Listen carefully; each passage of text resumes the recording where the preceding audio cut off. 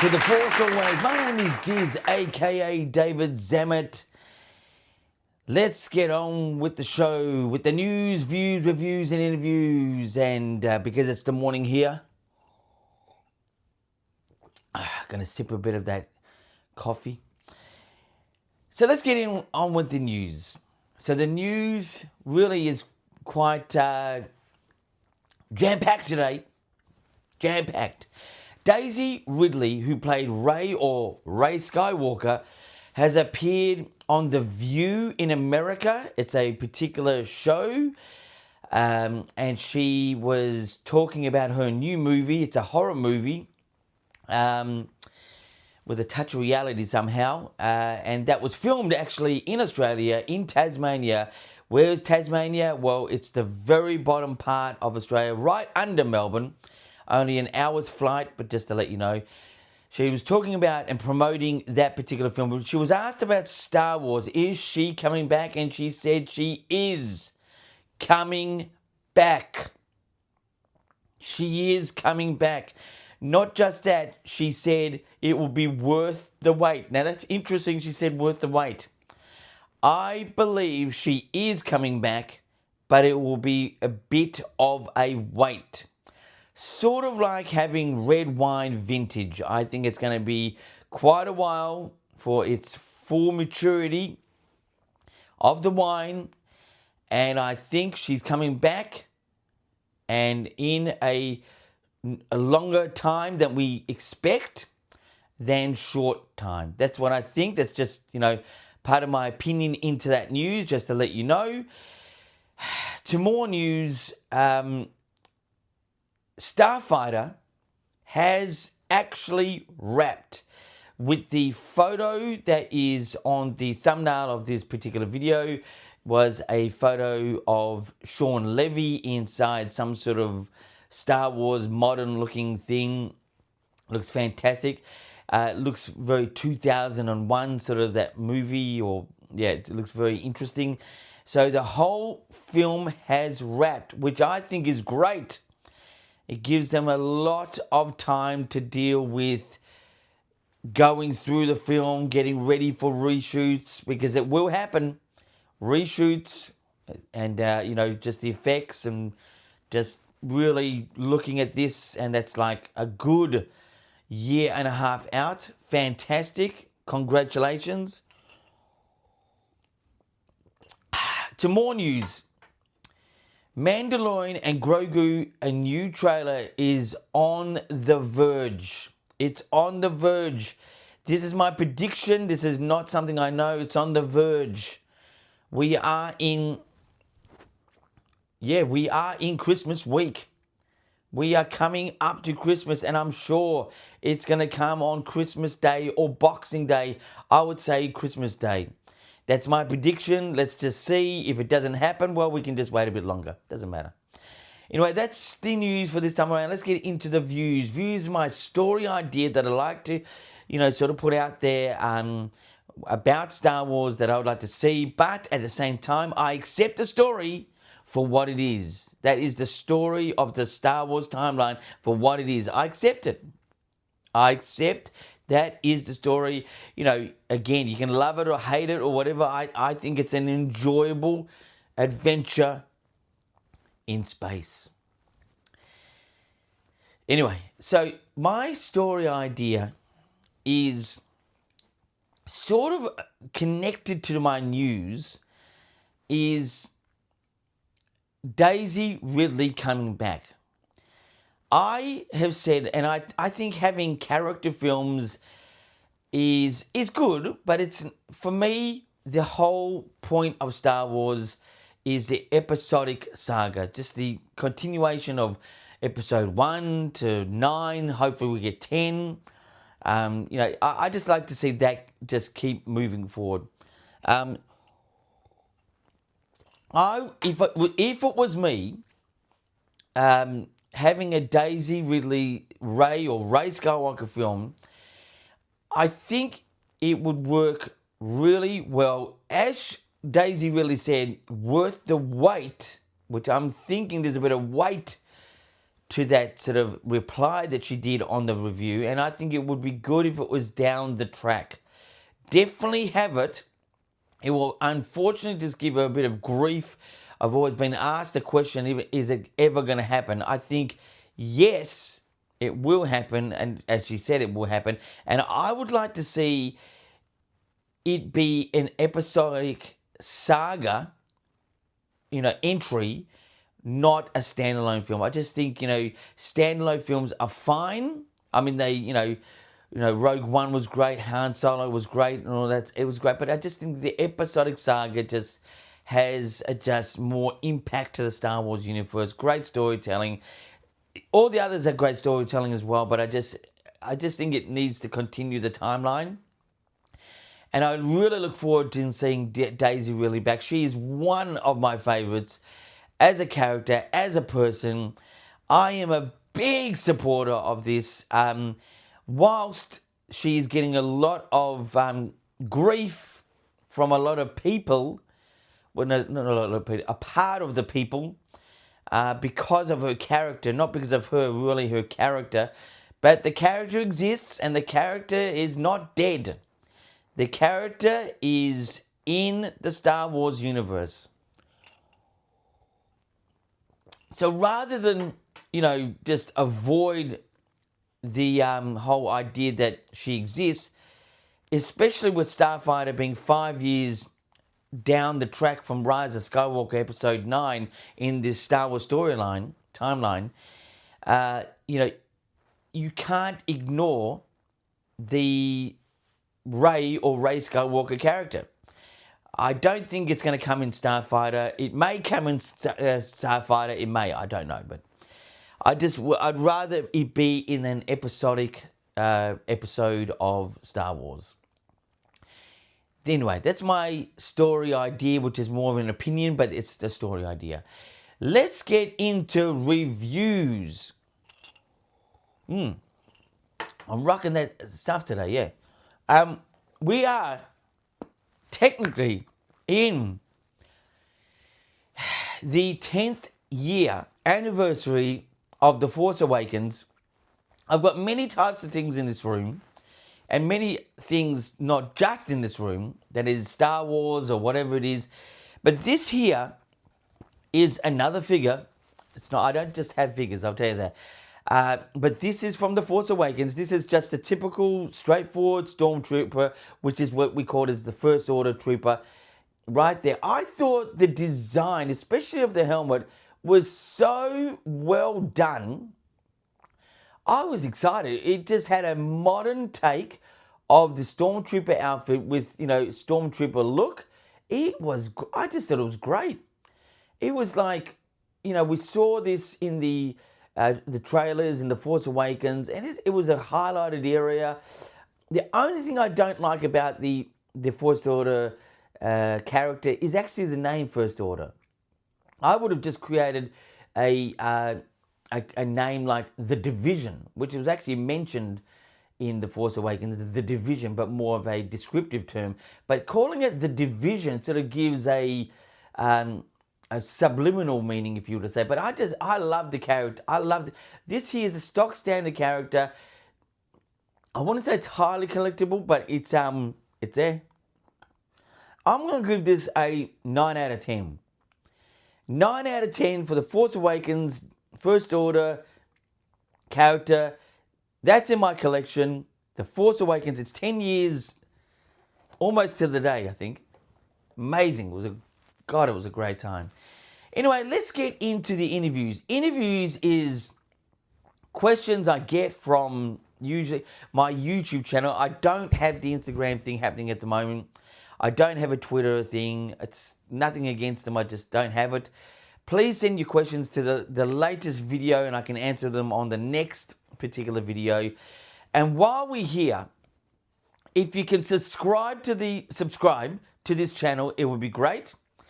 I'm here usually 3 to 4 times a week, giving you the news, views, reviews, and interviews.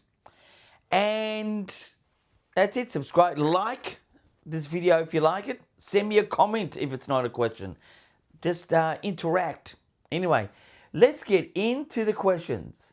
So, once again, our favourite online guy, Michael from Werribee South. Where's Werribee South? It's I think it's the north of Melbourne, but it's over the bridge. We've got a bridge here called the Westgate Bridge. It's over the bridge. It's near Melbourne. It's a suburb, Werribee South. Michael is becoming a lover of Star Wars slowly but surely. Good. Good. Bad impression there. Anyway, his first question, because he's got many questions. Anyone can send questions, but Michael's got the questions today, and anyone can in the future. What is the precise nature of her? Oh, sorry, that was okay. It is actually. What is the precise connection? Sorry, what is the precise nature of her connection to Mortis' daughter? I don't know who her is,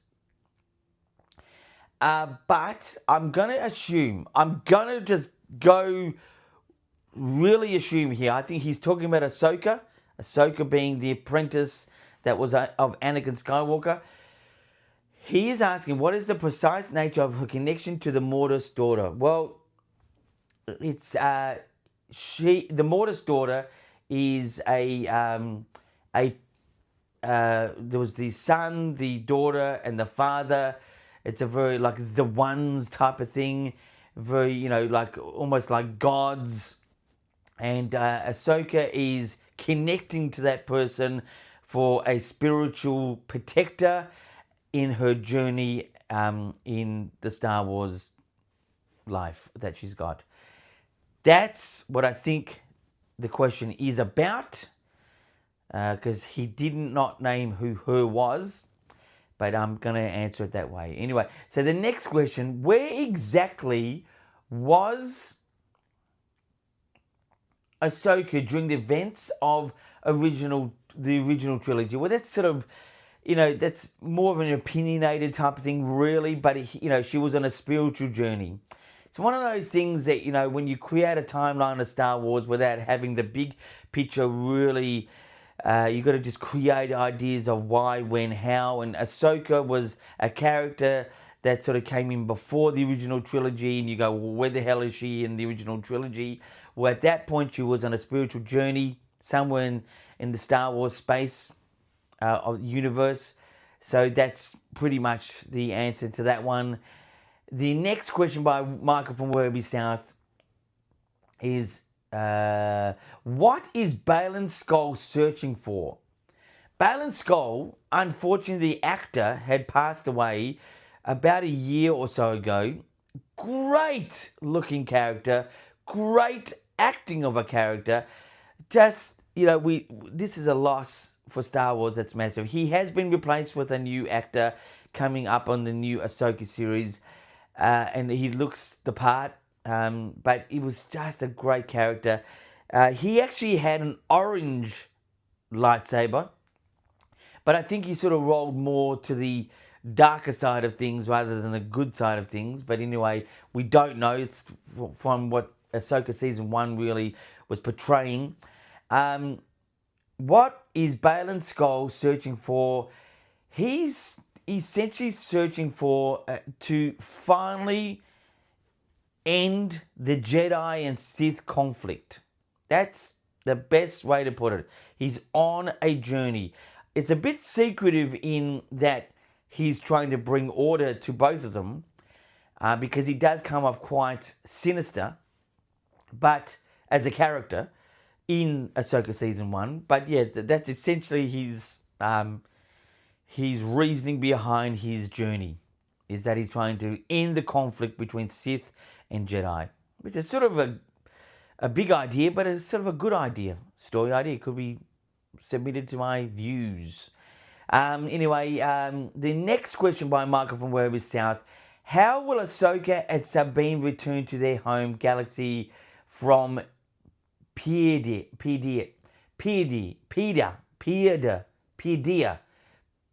I think that's how I pronounce it. How will Ahsoka and Sabine return to their home galaxy from Paideia? Well, to explain, Ahsoka obviously is explained. It's the apprentice of Anakin Skywalker. She's now a solo person in the universe of Star Wars. Sabine is a character we first learned in Star Wars Rebels. She's quite a rebellious type of person, sort of a graffiti artist, and she has force abilities. Whether that sort of extends a bit further in her story arc, I don't know, but it's either going to be in those big space whales, which was even for me, like I accept the Star Wars universe for what it is, but the space whales I think were really good idea, but really unusual. It's just an extreme of really unusual and really good idea. Yeah, I just think it's it's either space whales or going into the what do you call it? The where they transfer in parts of time. The time, it's where they enter these paths to sections of the past, and they can just access it by walking into that section again. And I can't remember the name of the whole sort of thing. My goodness, but it was presented to us in Ahsoka, and also I think it was Rebels. So it's like an access to a real access to the story, a real access to parts of the past where they can access. Anyone can access, if they enter it, to parts of the past. And the one that was trying to get in there and would have caused even more disruption was Emperor Palpatine. Can you imagine if he got in there and recreated not just hell again, but double the hell again? It would have been quite a story idea there. But anyway, so the next question is Ahsoka a Jedi? Well, no, she's not. She walked away from being a Jedi. She has Jedi ideals, but she is not a Jedi. She walked away from the Order. I think it was at the end of season 5, maybe, or 6 of I think it was the Clone Wars, and it was in the animated series. And ever since, she's just a solo person about peace and justice and her own thoughts, and probably a bit more in touch with what peace and justice should be about. The Jedi were sort of becoming too army-like at that point, and a bit too ignorant. So she's not a Jedi. Just answer that question. Let's get into the next question that Michael from Werribee South has asked. Was Ahsoka right to leave the Jedi Order? Well, that's an opinion. I think walking away, look, as a personal idea, walking away from something is not fixing that thing that she's walking away from. And that thing was the Jedi. I think if it was me as a real person or real character in Star Wars, my thoughts would have been of correcting the Jedi and bringing them back into order and have it established immediately. How that would be possible, I don't know. But when she was found not guilty after the Jedi really put her through the mill and tested her so badly, I think that would have been a really good opportunity to fix the Jedi Order. But she walked away because of the non-confidence in the Jedi.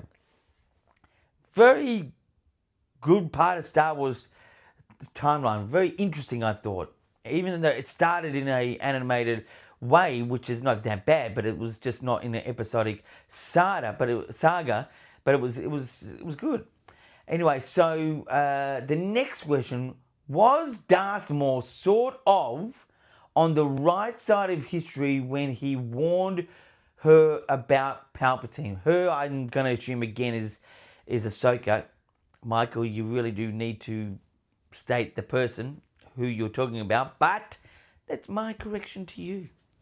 Anyway, so was Darth Maul sort of on the right side of history when he warned her about Palpatine?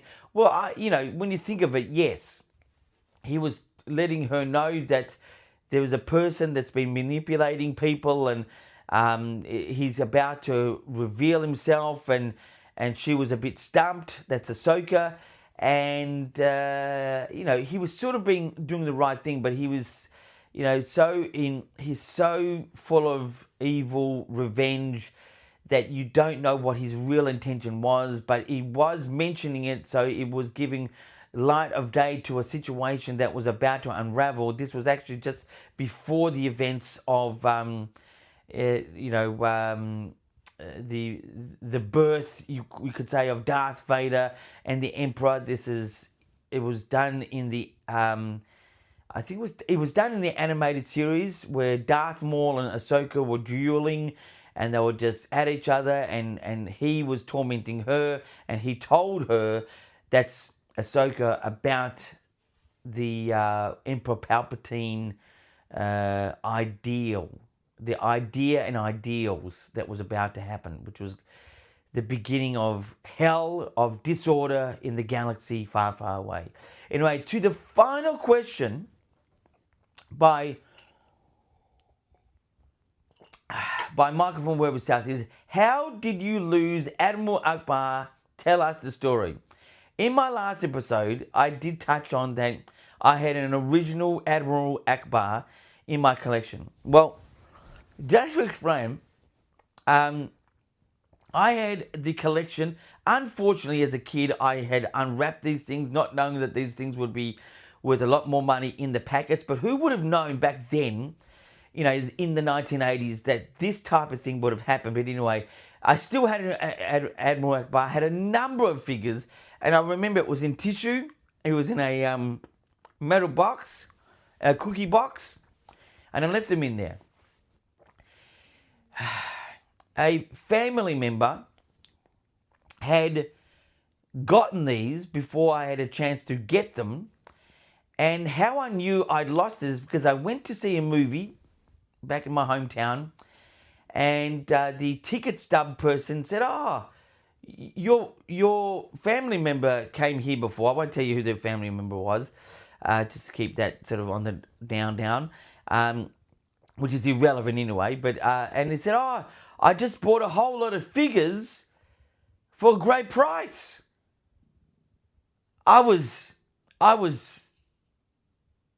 speechless. And Admiral Akbar had been transferred to this person in a transaction that was not mine, from a family member to another. And I thought, man, that's, I know it's a toy, but I love Star Wars. And I love that Admiral Akbar. Lost, and this was now 20 plus years ago. That thing would have, because it was in pristine, pristine look. It was great. I had a number of other ones as well, but anyway, I'd lost it. That's in the midst of moving from one place to another. That was not in my possession whilst I'm in my old home. Then down the track, a couple of months later, I found out from a person who worked in a movie theatre that person had bought a whole lot of figures for a great price. Anyway, that's what happened to Akbar. Was sold without me knowing about it, and that was lost. Anyway, that's the show for this time around. The Force always. Remember, please subscribe to the channel if you like. It's up to you. I'm here on this thing about 3 or 4 times a week, giving you all the stuff. Anyway, until next time, my friends, keep rocking.